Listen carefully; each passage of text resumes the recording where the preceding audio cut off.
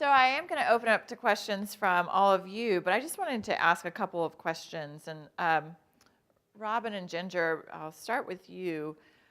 You guys are conducting these rigorous evaluations, and there's a lot of folks. I mean, there's probably 100 different programs represented here in the room that are doing stuff that they believe strongly works. If you find out that what you're doing doesn't work, should they stop what they're doing? How does what you're finding relate to these programs here? And what do we know about programs that might be working, and what will we learn from this? Yeah, no, I don't think anybody should stop what they're doing. I think we need to have forward momentum. We need to keep trying, keep pushing the envelope, keep working to understand what works and what doesn't work. Just because a random assignment evaluation shows that a program may not be working doesn't mean that, it's time to throw the baby out with the bathwater.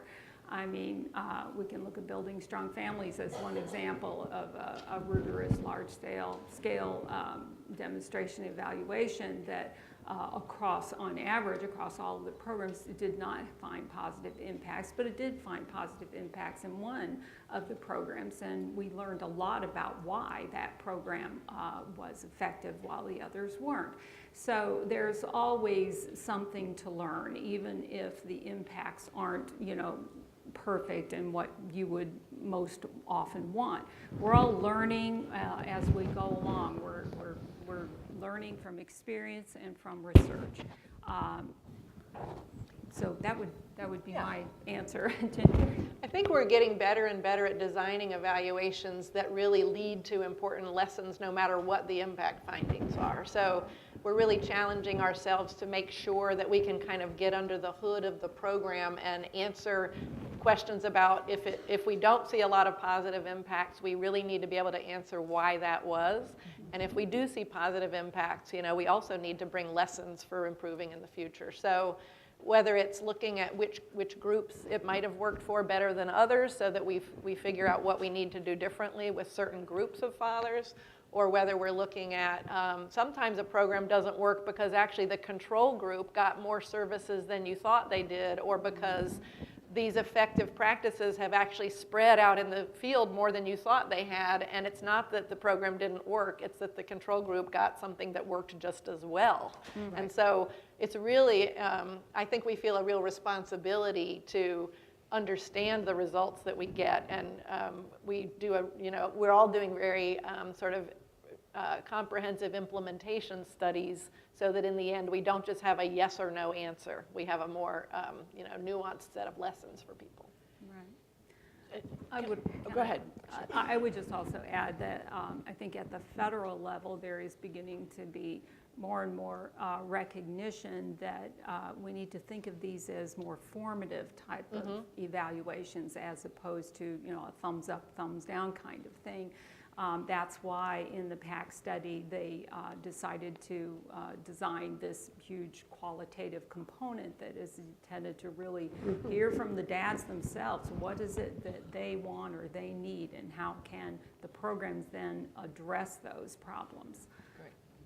Jessica, I know you may want to comment on this right. too, but I wanted you to comment on whether a program in and of itself is what it is that we're delivering, or how the programs need to fit in with a larger policy environment, or kind of, especially from the state's perspective, how it can really support these implementations.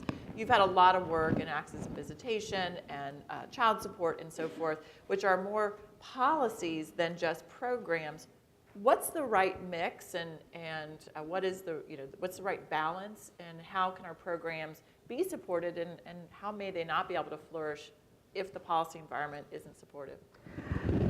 Well, definitely, just as Ron's pointed out, all programs operate in an economic context that's irrefutable. I mean, we started one workforce employment program evaluation the day before everything tumbled in 2008.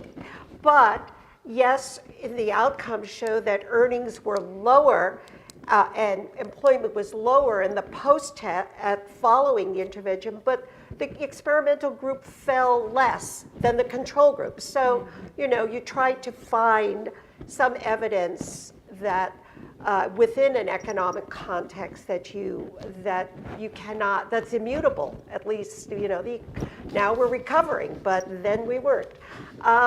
And policy is definitely political framework, the legal framework, state at federal level is always a tension in demonstration projects or in any kind of a research setting. In the access and visitation arena for never married, unmarried parents, there's no on-ramp to parenting time, except in the state of Texas, with which stands alone in a standard possession orders. It's a horrible term, a horrible name. You got to change that. But the concept is good. On a default level, you do get some parenting time, but in other settings, you really don't. And there is no on-ramp. You have to go to a separate court, file a separate legal motion, and go to hearings. And there are really no array of services to help never unmarried parents. I mean, they're paltry services for divorced families. Right. They're not enough, but at least there's some kind of parenting time mediation, some kind of resource mix to address these issues. So you struggle with that, and that really does limit the practical constraints. Some states will do debt forgiveness, and that becomes an incentive and can be a great motivator for engagement. Some states will reinstate driver's licenses to those who enroll in fatherhood programs and do the right thing and try. Other states say, not on my watch, Why should we do special breaks for people who've been bad? And I don't want to make the guy who's working 3 jobs to pay his child support feel like a chump. Right. They're real kinds of, you don't want to create perverse incentives, but your policy options directly affect what you can do in the program world. Yeah, thank you for that. So again, all of our programs are doing different things, and Ginger, you mentioned that you're trying to look for maybe what we would call universal things. Is there anything that we know works? I know that everyone out there's, I know, but really, does the evidence show? Works for what? In terms? I don't know. That's the thing. Everyone's trying different things. You would have this goal, you would have this goal, you would have this goal. Is there anything that every program should just do? I mean, we've actually thought about this a bit because we're doing this study where we're building on what's already there. And so we want to kind of be clear about what the foundation is that's just staying, and then what are we building on top of that. And one of the things, and in building this engagement study, we had to think about, well, what are the foundational engagement tools that we're not going to mess with? Right. Because we need folks to show up to the curriculum that we're doing. We don't want to take away something that's so fundamental that nobody's going to show up if we take it away, right? We need to build from what's already working and see what works even better. Yep. And so some of the things we've talked about, like if programs already have transportation vouchers or ways of helping guys get to the program, or if they already provide other kinds of incentives that are just basic sort of appreciation for the fact that he's spending time in the program, we're not going to take those away, because I think people really do feel pretty firmly that those work in terms of helping people show up to the program. Yeah. And so that's an example where I think the field is pretty confident that you need some kind of basic tools that can help the dads get there and be able to focus while they're there, because they're not worried about how they're going to get home, Right. or whatever. Right. So.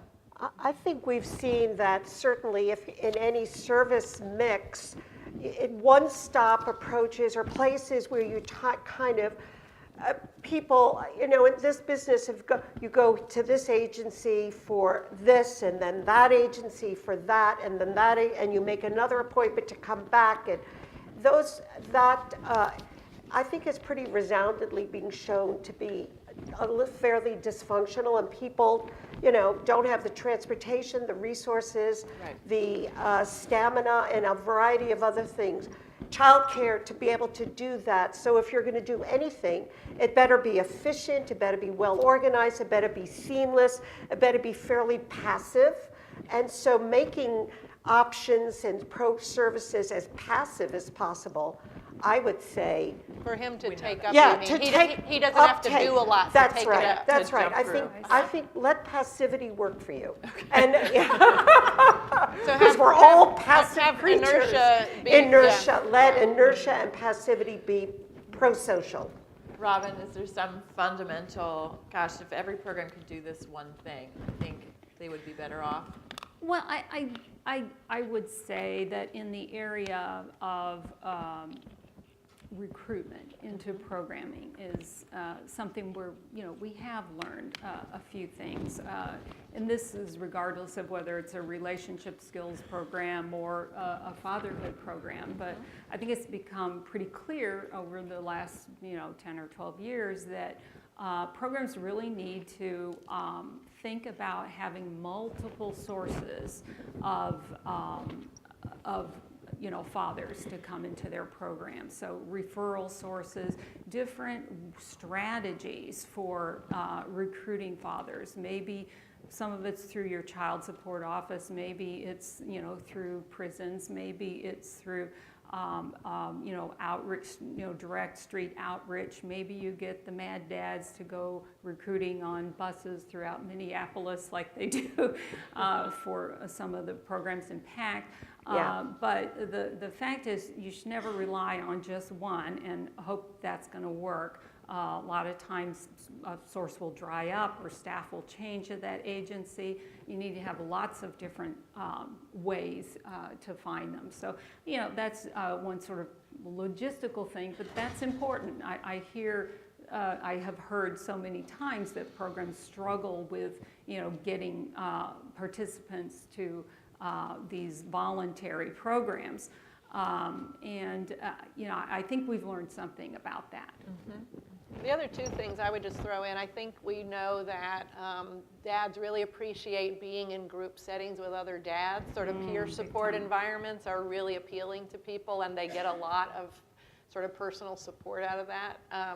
And I think we also know that if you have a reputation that you can really get a dad a job and, have relationships with employers who really have high quality jobs in that community, that word spreads very fast and really helps attract people to your program. And I would add one more, and that is staff that are really passionate about this and are really energetic. This is not, just push the paper or it's not, it takes tremendous investment, energy, drive. It's not easy work, and I think fathers, in most of our human services areas, that is the key. That is the that element that you have to, and it's so hard to program, but you need passionate, capable, smart, energetic people. It is, but I think it's hard to program. But I think that there is, beginning to sort of, we're beginning to see a groundswell of fathers who now have been through these programs, who are very much like the fathers that they are serving. They have records of incarceration. They have been raised in poverty. They have overcome many of these challenges, and in the programs in PACT, it's just it's palpable in the room when you hear these group facilitators speak to the fathers. It's just very, very powerful for them to have a role model. After all, they usually grew up without a positive role model, and to have someone like that who looks and talks and acts and has been where they've been really makes a big difference. So that's another. I think we've learned a lot of things about program design and implementation. What I would say is we have not yet learned, about effectiveness. What the secret is. Hopefully in about a year from now, we will have findings from PACT on the impacts of these programs. And so, that will really be the first time that we've had any kind of results from a large-scale, rigorous impact study since parents' fair share back in the, what was it, late 90s. Yeah. You know, we're hoping to learn more about that then. Well, good. We have, talk about passion. We have a lot of folks here who are very passionate about serving the families that they serve, including the fathers. And I want to open it up. You've heard what they're trying to do. You've heard what they think works. I'd love to hear your questions. I'd love to hear what it is that you want them to learn for you. Let's open it up to all of you to ask questions of our panelists. And again, if you could stand and just say who you are, we'll make sure to bring a mic around to you. Wonderful. My name is Eric Johnson. I'm from Houston, from the Avance program. We are the A team. Say that. Anyway, Texas, yes. Go Texans, yes. Yes, I'm okay. You're drawing me in. My question is, something that I've observed, someone said about incentives, but I recognize that food, it's normally said that the way to a man's heart is through his stomach. Food is huge. You're Something right. as simple You're right. as food. I'd like to hear some good food. Yes, good food. Not 4 taquitos, a small salad, and some refried beans. Food. Yeah. You know, pork chops and something. Ribs.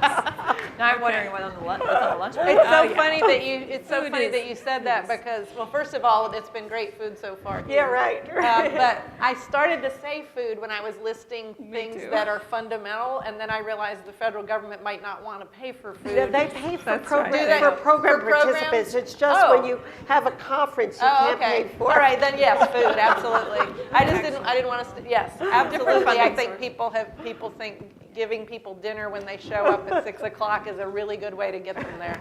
Yeah, and building strong families. So of course we were serving unmarried couples with children, and these programs are often held in the evening, of course. And they need to feed the Yeah. kids. They need to feed the Yeah. family. They've just come from work, and so that was really important. But in these fatherhood programs, they're not attending with their children. Often they don't even have access to their children, but nevertheless, food is super important. It is just incredible how powerful that is.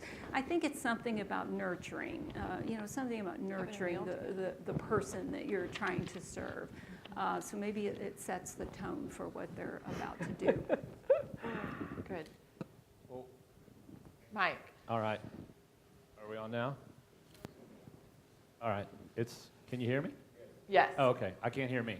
A comment real quick is one of the programs you'll hear about later this afternoon. We don't feed the guys in a 10-week class, but we always tell them because they're coming from work, you can bring dinner.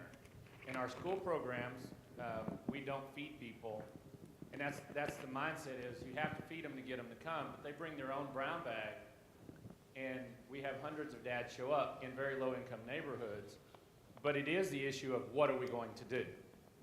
What is the plan and what is accessible? And like you said, so many people are limited by being able to buy that. And so having food is important as far as them, but you don't have to fund it. You don't have to do that. We get large crowds. Our guys came, 8 to 10 weeks out of the 10 weeks with or without supper. They brought it. I think we limited how much broccoli they could have or certain Chinese dishes or whatever we thought was going to hurt the room. But other than that, but I wanted to mention that because our work in schools, everybody thinks we have to feed them, and that's what gets them there, but we don't feed anybody, and they all still show come. up. And Yep. most of us dads don't need actually another donut at all. The question I have is, what are those small things? One of the things that I think those of us in the field know is some of these big ideas and grandiose ideas, say big meals and big incentives and those things that we have found don't work. But what are the small things? What are practitioners doing, whether it's in that relationship or in their methodologies that you are seeing as a theme through all those programs? In other words, what are practitioners doing with the dads, whether it's in their relationship, whether it's in the way they're teaching? Like you talked about that group work that we see has been very effective, but what are you seeing in your programs that are, again, not these huge grandiose things, but the small things throughout programs that are common to successful programs. Yeah. If we can do it pretty quick, because I just want to make sure we get some other ones in here. I think too. the personal relationship that somebody brought up is really a really common thread in programs that dads show up consistently to. Yeah. Yeah. Is really feeling firmly that the staff are their advocates and are on their side, and it makes I mean, it's just a really common theme in fatherhood programs that dads, that really appeals to dads. And with relationship with one another, that overcoming the isolation. I have a lousy situation, but hey, there are a lot of people that have the same lousy situation, and that is, objectively, you're still there, but you realize you're not alone, and it's not exclusively an individual private dilemma and a private predicament. It's Yeah. Great. Okay. Yes, that's exactly what I was going to talk about. Our program, we've seen that we build relationships. The one who lead the program for the classes, talk to them well before it starts and listen to their story and just show you care. And they're like dumbfounded to think that someone would actually listen to them, Yeah. and someone's taking the time. And then so we do that way before class begins. And then during the 10 weeks, we call them every week and ask them how they're doing and what obstacles they have. And then even after they're graduated, how can I help you? What can we do? Go to court, go to the hospital, et cetera. So we've seen a relationship model with someone leading the program. And then like you said, is through our 10-week program, we've seen them dramatically engage with the men in the class. And then at week 10, the graduation, they're like, we still want to be together. What can we do? And so, yeah, our relationship is a big thing, I think, in success. And just building on that, I'll say quickly that one practice that I've observed that seemed to be very powerful for the fathers was they do sort of a check-in, sort of go around the circle and have each father talk about what they did with their child. If this happens to be a daily workshop over a period of some weeks, and did you, maybe they called their child, maybe they fixed dinner with their child, maybe they ran into a problem with their daughter, illegally driving a car. I'm just making this up, but what was their interaction with their child, and if not with their child, with the mother of the child? What's going on? Tell us what's going on. Share it, and the group, discusses that, and over time, it just builds some really powerful bonds among the fathers because they really get to know each other, and that gets them to come back. Yeah. Russell? One of the things that we do, that just to highlight, and then I'll give it up, is every month we host a UFC night. So you guys had a round table you brought in with some of our fathers. With the money that we received from that, we've been purchasing the pay-per-view fights, and we've seen a lot of real huge success with that because guys are interested in fighting. So. So I've seen a lot of guys that normally wouldn't come in that actually come in, and so in order to see the pay-per-view fight, instead of going to a bar, and paying a $20 cover charge and a bunch of beer, we say come. We give them pizza with a partnership through Papa John's that we've established, and we bring them in and say, if you take part in this class, you get to come and see the fight. And so it's actually really profound when you look at it to see that they're not sitting there learning about being a dad. They are, but more importantly, they're forming friendships with other fathers, and I think that that's the most important component when it comes to this. Yeah. So just building those friendships so that they become, peer mentors in the support system. Yep. So we are gonna, we have time for at least one more question, and so we'll take two more, I see. And the last panel is an opportunity for the local providers to really share a lot of these strategies. So please don't think that if we cut off the discussion at lunchtime that it's not going to continue, because this is really an important thing. I had someone back here, and then it's coming to you. Yes, hi, I'm Stephanie, and I work with Child Protective Services. Everyone's talking a lot about getting these fathers to these classes and having them engage in the system. But again, transportation, double jobs, everything plays in and is a factor. Are there any online parenting classes or apps or co-parenting classes that you all would recommend? You know, I know there's a court in Indiana that experimented with online parent education in their paternity court. So these are for never married parents who are establishing child support orders. And people had to, could do it on site at the court, or else they could do it at home. And there's still some research that's going on in this area, but that's the only one that I really kind of know of. Yeah, You know? no, I don't know of other programs that are actually engaging the fathers in these sorts of ways. But there are some skill things that folks try to teach, and have some online modules of how to be a dad and those sorts of things. But not in the type of intensity that the other programs are. There's trying some to do. parenting apps like Vroom and MDad that are just available online that they're not linked to structured programs, but they're just self-motivated. That you could certainly distribute to people as an extra part of your program, but they're not made as programs. Right. Last question before lunch. Somewhat in line with the transportation issue.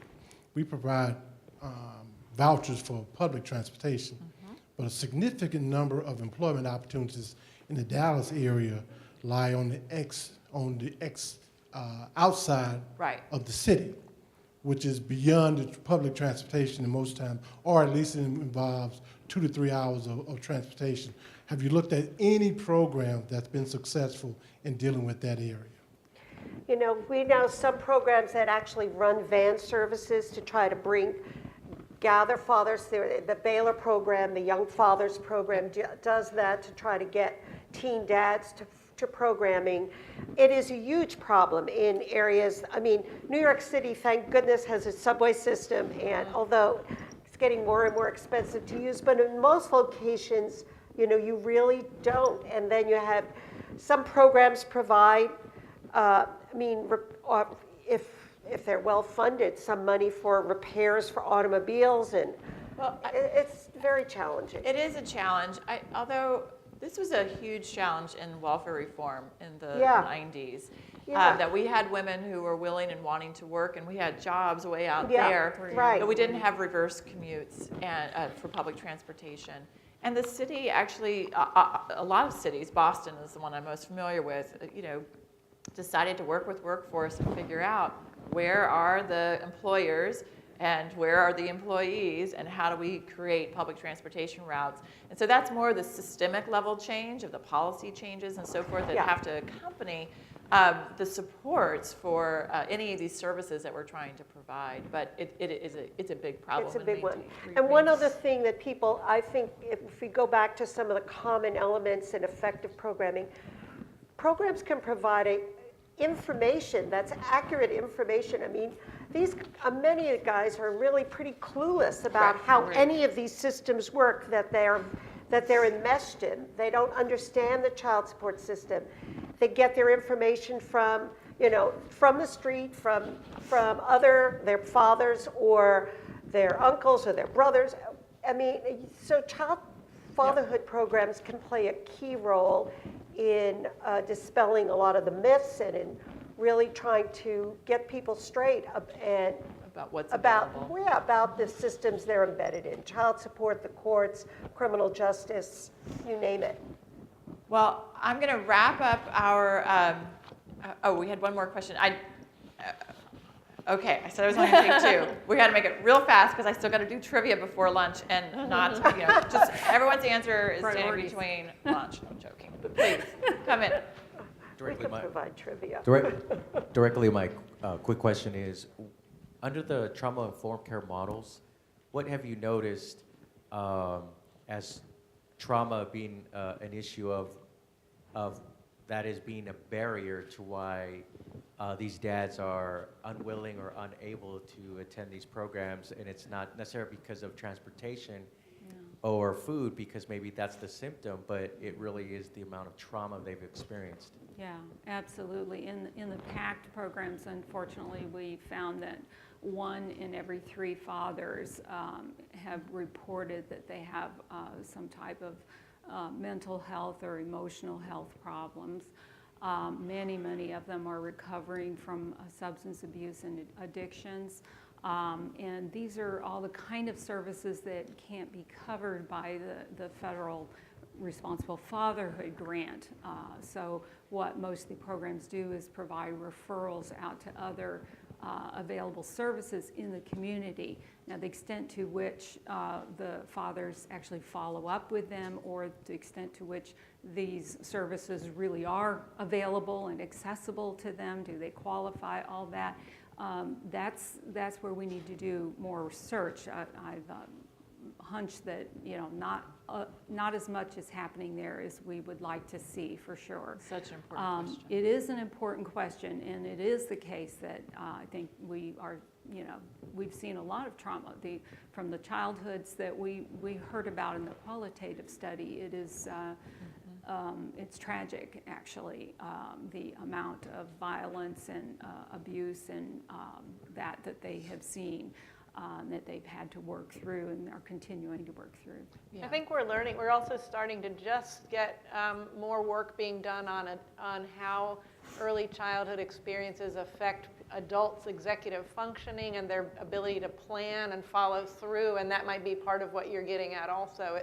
Even short of mental illness or substance issues, I think we're just starting to learn how, you know, adult functioning can affect the way programs should interact with people, and how should we structure programs in a sort of behaviorally informed way. And I think that program providers have an instinct about this. They know, you know, that this is a massive issue, and that's why in these ACF grants, the providers go ahead and they focus on this, you know, personal development component, where they try to help dads come to terms with what it means to be a man, what it means to be a father, you know, how to set goals and plan for them and all of that. So I think it's a very important need. Yeah, I completely agree.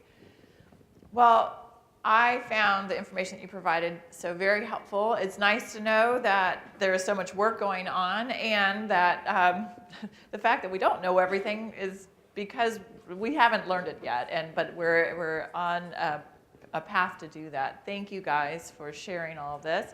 Please join me in thanking our panel.